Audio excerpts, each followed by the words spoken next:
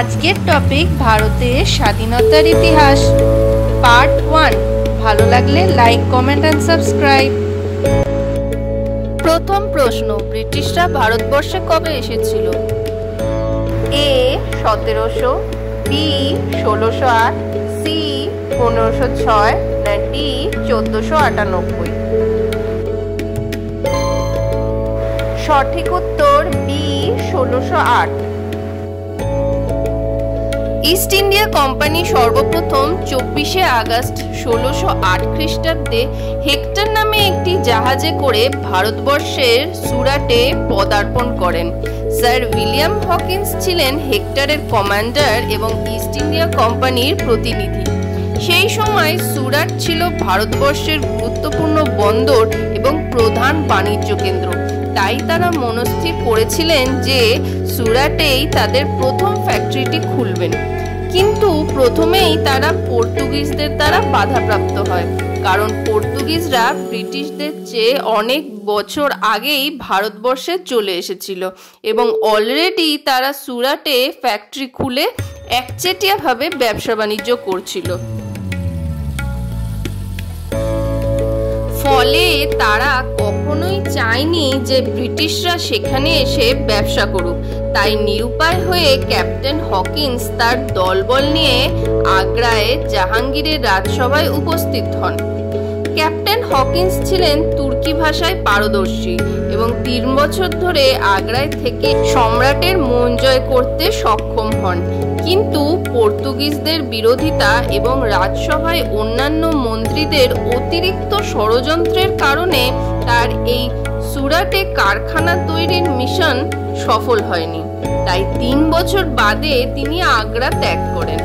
1611 সালে ইংরেজরা তাই মছলিপত্তমে টেম্পোরারি ব্যবসা বাণিজ্য শুরু করে।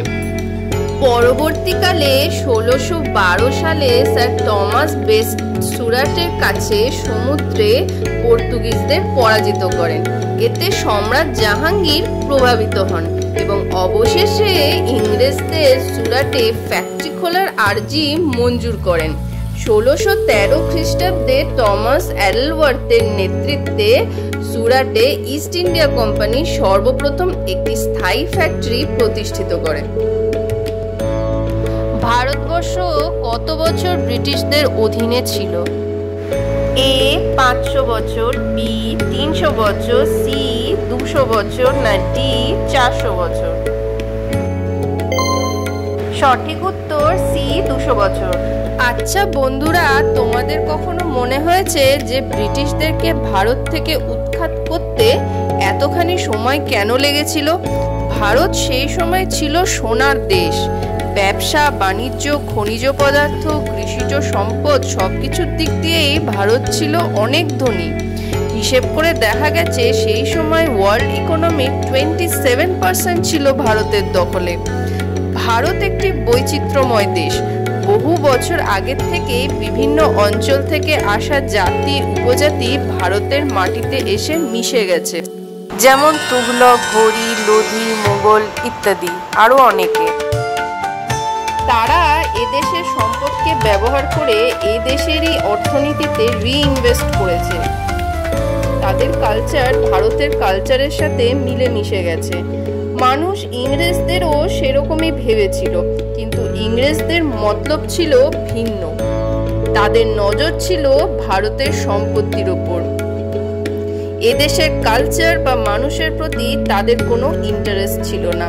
তাই ছলে বলে কৌশলে ভারতের টাকা নিজেদের দেশে পাচার করতে থাকে, যার টোটাল অ্যামাউন্ট হিসেব করলে দাঁড়াবে $45 ট্রিলিয়ন, অর্থাৎ 45 লক্ষ কোটি টাকা।